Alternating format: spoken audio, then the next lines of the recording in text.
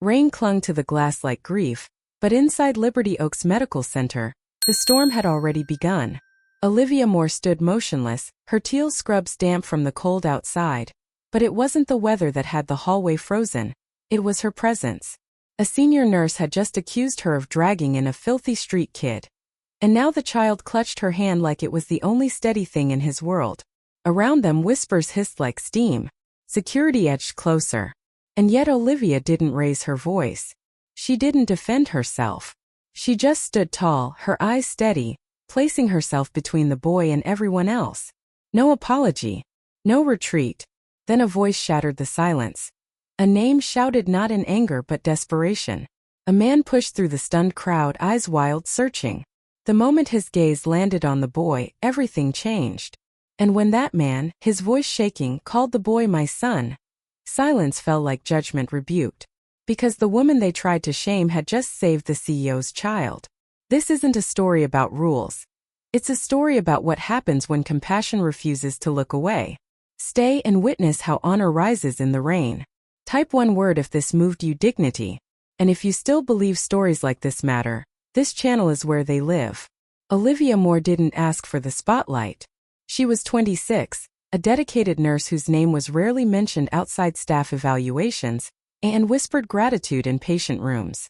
Her world was small, measured in worn stethoscopes, second-hand textbooks, and night shifts that stole more sleep than time ever gave back.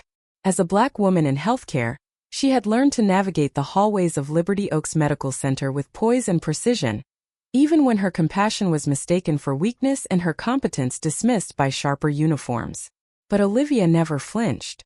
Not because it didn't hurt, but because every time someone turned away she chose to lean in closer. That's who she was. And then there was Caleb Turner, a boy of no more than 10, with rain in his hair and worry in his bones. When Olivia first saw him that night, soaked, shaking, sitting on a curb with eyes too old for his age, he didn't speak. Didn't need to. His silence screamed the questions he couldn't ask. Will someone see me? Will someone care? He clutched a torn photo like it held the key to a world no longer within reach. And Olivia, tired from a long shift, could have kept driving. But she didn't. Their lives collided in the rain, not through fate or design, but because one woman refused to ignore a child the world had chosen to overlook. What Olivia didn't know was that Caleb was the son of Charles Whitmore, the elusive CEO of Liberty Oaks, the very man who signed paychecks, approved promotions, and existed in polished photos but rarely in real corridors. The father Caleb was searching for was just floors above where Olivia worked every day, yet separated by protocol, status, and silence. 3 lives. 1 rainy night. And a choice that would tear open assumptions, challenge power, and reveal what truly matters when titles fade and humanity steps in. The rain hadn't let up for hours. It sheeted across the windshield of Olivia Moore's aging silver sedan like a curtain of grief, turning city lights into soft smears of gold and red. After 12 hours of back-to-back trauma cases and whispered prayers in pediatric ICU rooms, she had wanted nothing more than silence and sleep. But just as she turned down the dimly lit industrial road that led to her quiet neighborhood, her headlights caught a figure on the curb, small, hunched, motionless. Her foot slammed the brake. A boy. Alone. Soaked to the bone. For a long second she just stared, hoping maybe she was wrong. Maybe he'd get up. Maybe someone else would stop. But the street was empty. The storm had driven everyone home. Except him. Without a second thought, Olivia threw the car in park, grabbed her jacket from the passenger seat, and stepped out into the downpour. Her sneakers instantly soaked through. The cold sliced through her scrubs. But she barely noticed. "Hey, sweetheart," she said gently, crouching to eye level. The boy flinched but didn't run. He looked about 10, thin, pale, clothes sagging from his frame like they belonged to someone older. Rain dripped from his hair, clung to his lashes. His lips were trembling, but his eyes were wide open, watching, measuring. "You okay?" she asked softly. "Do you need help?" No answer. She reached into her pocket, pulled out her Liberty Oaks Medical Center ID badge, and held it out. "I'm a nurse. I work at the hospital. You're safe with me, I promise." He didn't speak, but he didn't move away either. "I'm just going to warm you up in the car, okay?" she said. "I'll turn the heat on." You don't have to talk. Just get warm. When she extended her hand, the boy stared at it, hesitated. Then barely he took it. Inside the car, Olivia turned the heat to full blast, handed him a clean towel from her gym bag, and wrapped him in her spare hoodie. It hung off him like a blanket. He curled into the seat, silent but no longer shaking. I'm Olivia, she said gently, glancing at him in the rearview mirror. You don't have to say anything tonight. But if you're hungry, cold, or scared, I've got a place where you can feel safe. Just for tonight. He didn't respond. She didn't need him to. As the car moved slowly down the wet street, headlights slicing through mist, Olivia felt something in her chest shift. This wasn't just about helping a kid. This was about a choice. The kind you make only once in a while. The kind that changes everything. And somewhere in the silence between them, with the rain softening on the windshield and streetlights sliding across their faces, she knew. She wasn't just driving home anymore. She was driving toward something much bigger.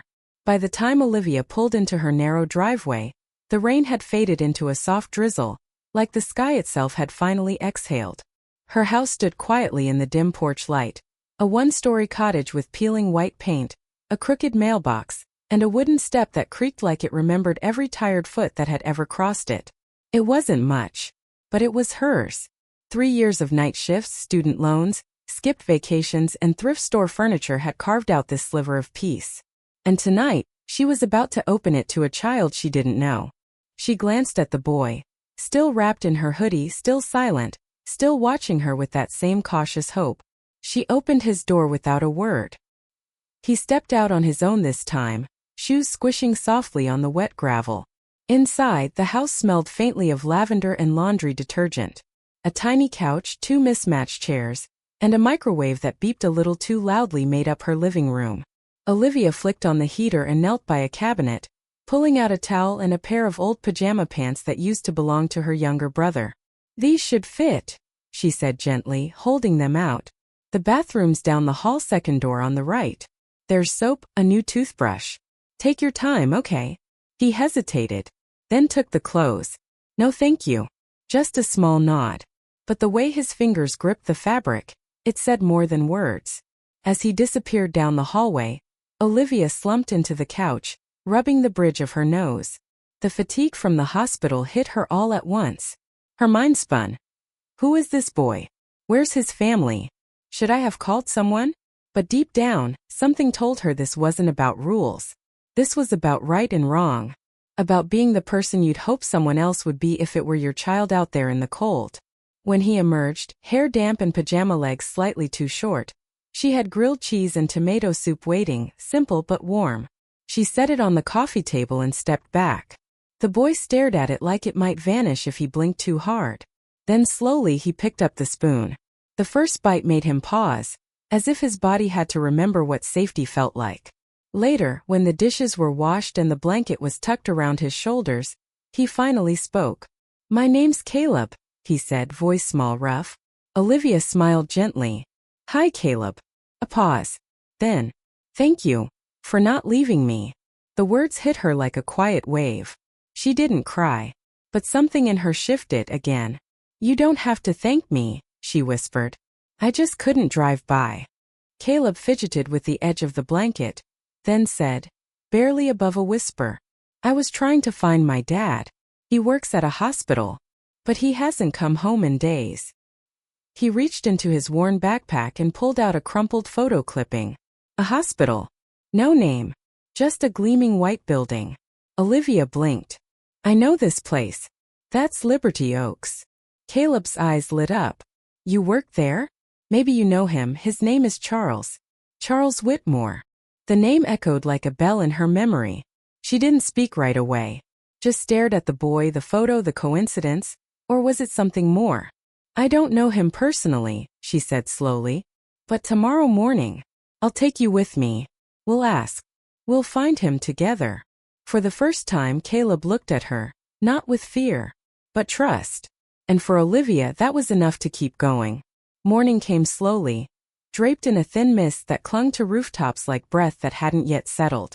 The storm had passed, but its echo lingered, hanging in the air in Olivia's chest, in the way Caleb sat curled on the edge of the couch, holding his backpack like a shield. Olivia stood at the bathroom mirror, smoothing back her hair, her bun tighter than usual. Her teal scrubs were clean. Her sneakers were dry. Everything about her appearance said professional, prepared. But inside she wasn't so sure. Today wasn't like other days. Today she'd walk into Liberty Oaks Medical Center. Not just as a nurse, but as a woman carrying a child who didn't belong to her. A boy whose skin didn't match hers. A boy with no paperwork, no appointment, no explanation that would satisfy the glances she was bound to receive. She glanced over her shoulder. Caleb looked up, eyes still wary but steadier than the night before. His hair was brushed now, his face clean. But his shirt was too big, and the pajama pants Olivia had found still sagged slightly at the knees.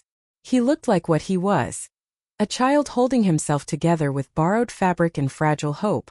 "You ready?" she asked with a small smile. He nodded. On the drive to the hospital, neither said much. The tires hummed over wet pavement as Caleb traced shapes in the fogged window. Olivia kept her eyes forward, hands firm on the wheel. But inside her thoughts spun. Charles Whitmore. That name had rattled around in her mind all night. Familiar, just out of reach. A name she'd overheard in admin meetings, maybe, or glimpsed on memos she wasn't meant to read. But she'd never seen the man. Didn't know the story behind the title. And even if she did, how would anyone believe her? When Liberty Oaks came into view, glass and steel gleaming under the pale sun, it looked less like a place of healing and more like a fortress. A place of rules, silence, and hierarchy. Olivia pulled into the staff lot, took a deep breath, and reached for Caleb's hand without thinking. The moment they stepped through the side entrance, she felt it, the change in temperature, not in air but in tone. Eyes flicked toward her. Conversations paused. And just like that, she wasn't a nurse anymore. She was a question. A disruption. A woman with a child who didn't fit. A senior nurse at the front desk tilted her head, voice sugary but sharp. "Is that your nephew?" "No," Olivia said plainly. "He's with me. Just for a bit." The woman blinked, her smile tight. "You know guests aren't." "He won't be in the way," Olivia interrupted. "We're just trying to find someone." She kept her voice steady, polite, measured. She knew how quickly silence could turn into suspicion. And still she walked on, Caleb tucked close to her side, his small hand clinging to hers. The whisper started behind her like mildew spreading on tile. "She bring him off the street? This ain't a daycare." Each word tightened Caleb's shoulders. Olivia felt the sting of it all, every assumption, every label, every sideways glance. But she didn't stop. Because this wasn't about their comfort. It was about his safety. At the nurse's station, Olivia logged into her terminal with practiced ease, her badge clinking softly against the monitor. Caleb stood quietly by her side, backpack gripped like armor. Every now and then, he peeked up at passing staff, searching for a familiar face, a glimmer of recognition. But none came. "Do you know a Charles Whitmore?"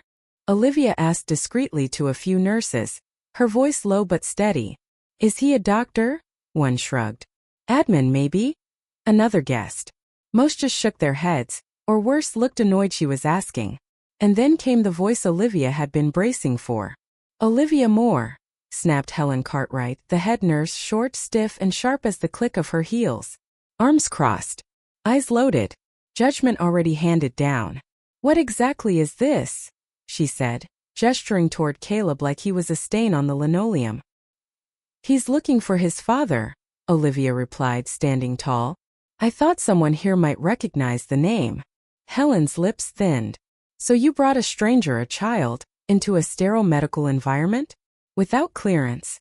Without so much as a courtesy heads-up?" "He's not a stranger. He's a lost boy. Alone. I brought him here to help him, nothing more." Helen scoffed. "This is a hospital, not your personal charity project. You think this makes you a hero? It makes you reckless." Around them, staff began to slow, hover, pretend not to listen, but every ear was tuned in. "He's not causing harm," Olivia said, her tone cooling. "He's a human being." "He belongs in protective custody," Helen snapped. "And you? You deserve disciplinary action." Two security guards, alerted by the rising tension, drifted closer. "Escort the boy out," Helen ordered.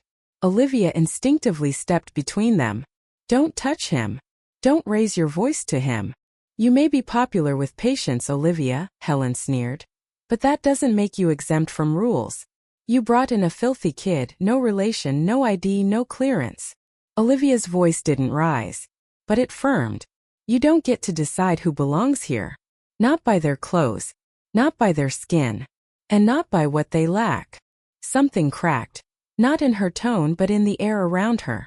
The years she'd spent nodding, apologizing, working twice as hard just to be considered acceptable. They all surfaced in this moment. All at once. Behind her, Caleb whispered, "Miss Olivia. I'm sorry. I didn't mean to cause trouble." She turned to him, her expression softening. "You didn't do anything wrong," she said, loud enough for everyone to hear. "But they're mad," he murmured, eyes wet. "They're wrong," she answered simply. "You're just a boy trying to find his dad. That's not a crime." Helen's fingers flicked toward security again, and Olivia's breath caught. This was it. The moment of collapse. The moment she'd be dragged into HR, written up, suspended, maybe worse. But even as fear churned in her stomach, she stood her ground. No retreat. No excuse. Then from behind them, a voice sliced through the corridor. One word. One name. "Caleb." The crowd stilled. Security froze. Even Helen stopped mid-breath. Caleb's head whipped around, eyes wide. And at the far end of the hallway, a man burst through the parting crowd, tall, gaunt, wild-eyed. His voice cracked again. "Caleb! Dad!" The boy cried out, launching forward. He ran. The man dropped to his knees, arms wide. And when Caleb slammed into him, the embrace was instant, fierce, desperate, whole. He clutched his son to his chest like something once broken and finally made whole again. Olivia couldn't move, couldn't speak. All she could do was breathe, because the child they tried to cast out was the CEO's son. The hallway stood frozen, like time itself dared not move. Charles Whitmore remained on his knees, clutching Caleb as though afraid his son might vanish again. His chest heaved, but his voice, when it came, was a quiet storm. "I looked everywhere," he whispered into Caleb's tangled hair. "I thought I'd lost you. I thought." "There was an accident outside the city," Charles said, his voice raw. "I was driving to pick him up when another car ran a red light. I blacked out and woke up in the hospital a day later." He swallowed hard, glancing down at his son. The shelter where he was staying assumed I'd abandoned him. Then the storm hit. Phones were down. Records lost. By the time I got to the police, Caleb was already gone. His eyes welled up. "I searched every corner of this city, but no one had seen him. Thought I'd failed him forever." Every pair of eyes watched in silence. Staff who had smirked or stared moments earlier now looked away, their shame heavy and unspoken. Then Charles stood. Still holding Caleb's hand, he lifted his gaze, and it landed on Olivia. Recognition flickered across his face. "You found him," he said, voice hoarse but steady. "You brought him back." She gave a faint nod. He was in the rain. Alone. Charles looked down at Caleb again, then back at Olivia. "Thank you. I owe you everything." The silence was shattered by the sharp voice of Helen, struggling to reclaim her footing. "Excuse me," she said, stepping forward.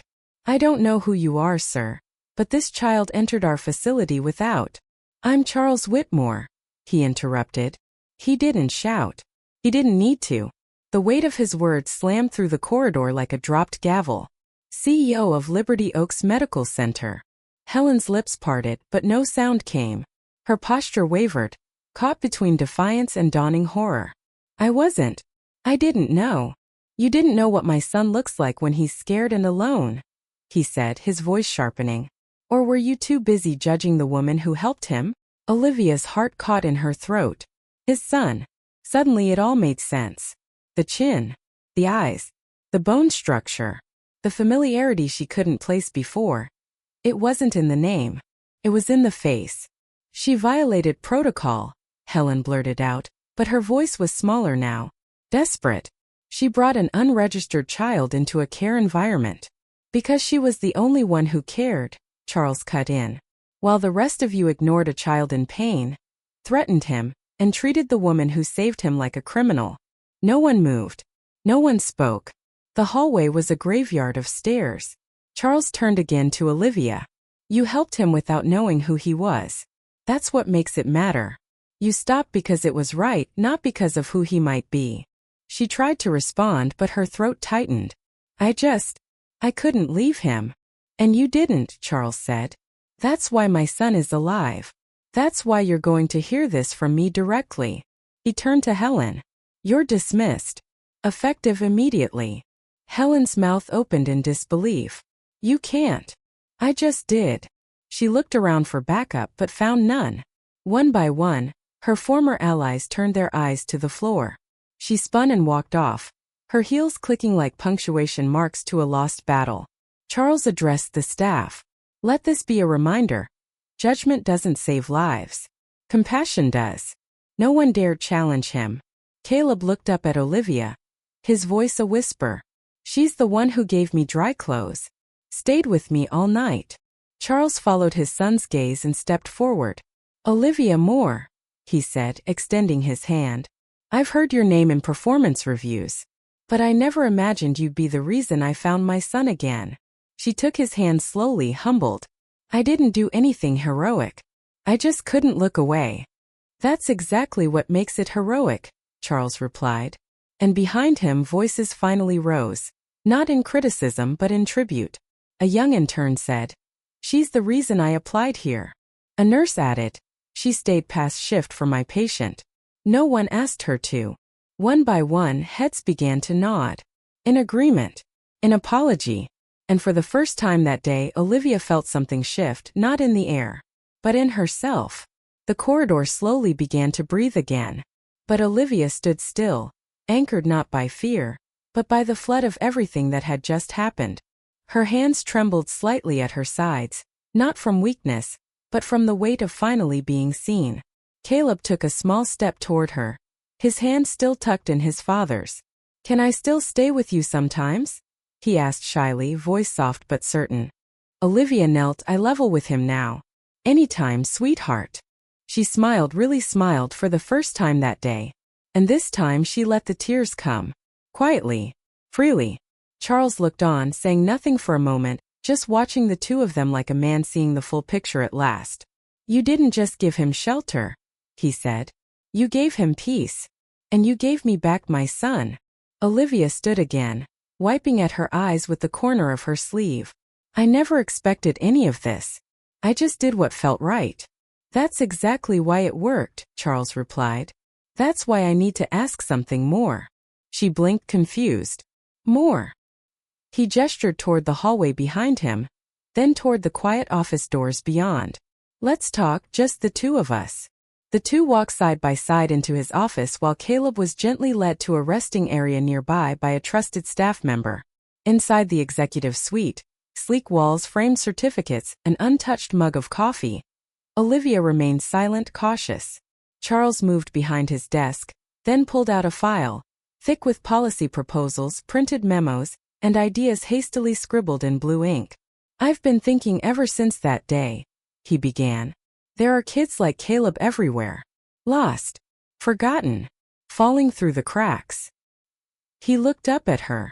And if this hospital can't see them, can't help them, then what are we really doing? Olivia tilted her head. What are you saying? I want to build something, he said. A foundation. Independent but supported by Liberty Oaks. Focused on children in crisis, those slipping through the gaps no one else bothers to close. He paused. I want you to help me lead it. Her breath hitched, caught between disbelief and duty. You're serious. As serious as I've ever been, he said. Because I don't want another child wandering in the rain. And I don't want the next nurse with a heart like yours punished for acting with compassion. He offered her the file. She didn't take it yet. Instead, she turned her gaze toward the window. Outside, sunlight filtered through the clouds in golden streaks, as if even the sky had changed since the day before.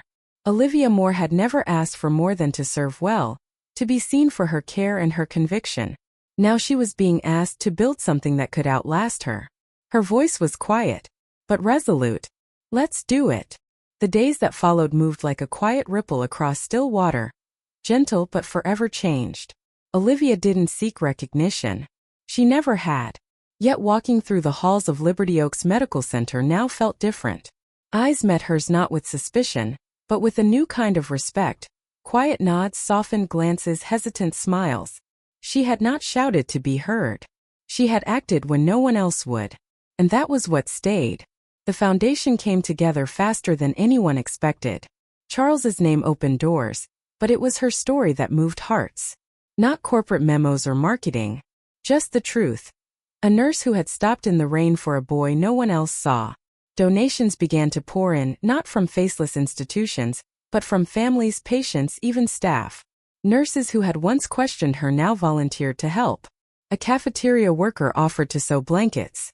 A retired physician pledged to provide free weekend care. Apologies came too. Quiet ones. Sometimes clumsy, but sincere. Olivia didn't need them, but she accepted each with grace. On the night of the foundation's official launch, the hospital's conference room was transformed. Fairy lights strung across the ceiling cast a warm glow, and along the walls hung photos of the children they had already begun to help. In the center, enlarged on canvas, was one very special image, a mural of Caleb's original drawing. 3 stick figures, one tall with messy hair, one small with a backpack, and between them a brown-skinned woman in teal scrubs, arms outstretched like a bridge between 2 worlds. Olivia stood at the podium, wearing her best blouse, nerves fluttering like wings in her chest. She didn't speak long. I didn't do anything heroic, she said, voice steady but soft. I saw a child in pain and I stopped. That shouldn't make me exceptional. That should make me human. The room held its breath, then rose in gentle applause.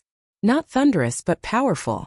Later that night, long after the speeches and the photos and the clinking glasses, Olivia stepped outside with Caleb by her side. His small hand fit perfectly in hers. He looked up at her under the quiet city lights. Do you think other kids like me will be okay now? She paused, then knelt beside him. I think, she said softly, they'll have someone watching out for them. Someone who won't look away. He nodded, then reached into his coat pocket and pulled out the old, crumpled magazine clipping. The photo of the hospital, still creased, but smooth now from being held so long. I want to keep this, he said, to remember that day. But maybe we can draw a new one too. A better one. She smiled, her voice catching. Let's do that together. For the first time in a long time, Olivia Moore allowed herself to breathe. Not just the breath that fills lungs, but the kind that clears shadows from the soul. The kind that only comes when the weight you've carried, silently and alone, is finally shared or lifted. That morning, as golden light spilled across the polished floors of Liberty Oaks Medical Center, Olivia stood by the main lobby's glass doors. Her new ID badge glinted faintly against her scrubs. Head nurse. The title still felt surreal, like something borrowed. But now she wasn't just wearing it. She was growing into it. This wasn't about power. It wasn't about prestige. It was about being trusted to care and to lead, even when no one's watching. As she walked through the halls, nurses greeted her not with forced politeness, but with quiet nods of solidarity. Some still averted their gaze, not out of judgment but perhaps out of shame. And Olivia didn't press. Change, she knew, didn't happen in a single gesture. It happened in repetition, in consistency, in refusing to be hardened by the very world that tried to silence you. Later that afternoon, she visited the new children's corner near the executive wing. A sunlit nook with soft cushions, shelves of books, and a table full of crayons and crafts. Caleb was there, legs folded beneath him, humming as he colored. He looked up as she entered, his eyes bright. Olivia, I made another drawing. She smiled and sat beside him. The picture showed 3 figures again. This time they weren't stick drawings. They were people, carefully shaded, full of color. Caleb, his father, and Olivia with her arms out again. This time there were others behind them, more kids, more nurses, people holding hands. This is the place where everyone belongs, Caleb said simply. No one gets left in the rain anymore. Her heart caught at his words. You know, she said, brushing his hair from his forehead. That night I found you. I thought I was the one helping you. He looked up. You were. But you helped me too, she whispered. You reminded me why I became a nurse. You reminded me that kindness matters. Even when it's inconvenient. Especially then. Caleb nodded. I think we helped each other. And in that quiet moment in a corner room of a once sterile hospital, two lives, wounded in different ways, found healing not in medicine but in being seen, in being believed, in being held when it mattered most. The air buzzed softly with anticipation. Inside the conference room of Liberty Oaks Medical Center, everything felt brighter, warmer. Rows of chairs were neatly arranged, a modest podium stood beneath soft lights, and around the room hung photographs of children once lost in the system, now found. Smiling. Safe. At the front of it all was a mural, Caleb's mural. Enlarged. Framed. A child's memory turned into a symbol of everything this moment had come to represent. The launch of the Whitmore Moore Foundation wasn't a grand event. There were no celebrities, no extravagant banners. Just doctors, nurses, donors, and a few families. And in the back corner, Caleb sat next to his father, legs swinging off his chair, holding the same creased magazine clipping he'd carried that rainy night. Olivia stepped onto the stage with quiet steps. She wasn't used to microphones or audiences. Her hands trembled, but her voice did not. She looked around the room. Not for applause but for understanding. I didn't do anything heroic, she began, her voice calm, unadorned. I didn't plan to make a statement. I wasn't trying to start a movement. I was just going home, tired, soaking wet, like any nurse after a long shift. A pause. And then I saw a child. Alone. Scared.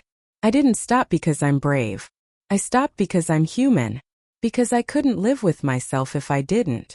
She swallowed hard, glancing at Caleb. That's the thing, she continued. We celebrate heroes and that's beautiful. But sometimes we forget the power of small decency. Of compassion without agenda. You don't need a cape or a title. You just need to see people. Really see them. The room held its breath. Then slowly applause began, quiet, heartfelt and growing. Later, after the event ended, Olivia stood outside under the dim evening light, her blazer folded over one arm. The wind carried the scent of fresh rain and something else, hope. Charles stepped beside her, coffee in hand. You know, he said, glancing sideways, I've spent my life building systems, budgets, departments, protocols. He paused. And somehow a nurse who acted outside all of that taught me what truly matters. She smiled. I didn't mean to. That's why it worked, he replied. She looked down at the foundation badge clipped to her lapel. I'm not a hero, Charles. I'm just a nurse who didn't look away. And thank God for that, he said. They stood in silence for a moment, two people bound by one child, one storm and one irrevocable truth. Sometimes changing the world doesn't start with a plan. It starts with a pause. And a decision to care, even when no one's watching. The crowd had long since gone. The lights dimmed. The mural of Caleb's drawing still hung quietly on the wall. A reminder that sometimes the most powerful stories begin with crayons and rain. Outside the city was calm, dry and hushed as if it too had paused to breathe. Olivia walked slowly down the side corridor of Liberty Oaks, her heels soft against the polished floor. Next to her, Caleb skipped every third step, humming faintly. His hand wrapped comfortably around hers now, not with hesitation but with trust. They stepped out into the evening breeze, the hospital fading behind them in gold and gray. Caleb looked up, his eyes reflecting the amber streetlight. Miss Olivia, he began. She turned to him gently. Yes. He hesitated, then asked, do you think the other kids, the ones still out there, will be okay now? The question wasn't dramatic. It wasn't loaded. It was quiet, honest, and it carried more weight than any speech or policy ever could. Olivia crouched to meet his gaze, her voice soft but certain. I think they'll have a better chance now. He nodded slowly. Because now, she continued, there's someone watching. Someone who won't look away when the world does. Caleb reached into his pocket and pulled out the worn magazine clipping, the hospital photo that had once been his only compass. It was smoother now, edges rounded from being held too long. But it was still there. Still his. I want to keep this, he said, holding it up. To remember the day I found my dad. Then after a beat he added, but maybe we can draw a new one too? Olivia smiled, her heart tightening. Yes, she whispered. Let's draw a better one. Together. They stood under the street lamp, the light casting long shadows behind them, but none ahead, because the road forward finally was theirs to build. And this time no child would be left out in the rain. In the hush of early dawn, Liberty Oaks Medical Center stood still. Its brick walls bathed in soft amber light, its corridors quiet before the rhythm of another day. But inside Olivia Moore, something had changed forever. Not just her title, not just her place, her purpose. What began as a rain-soaked moment of instinct had become a legacy, a living proof that one act of humanity could ripple through systems, lives, and time. And as she stood at the front steps of the hospital with Caleb by her side, watching the city wake up, she realized something. She hadn't just saved a boy. She had reminded the world that dignity doesn't ask for permission. That kindness isn't weakness. That compassion, when brave enough, can rewrite everything. Caleb tugged her sleeve. Miss Olivia, he said, eyes wide and certain. You changed the story. She smiled down at him and nodded. No, she whispered. We did. And somewhere far from conference rooms and applause, a light broke through the clouds. The storm had passed, but its rain had grown something lasting, something good.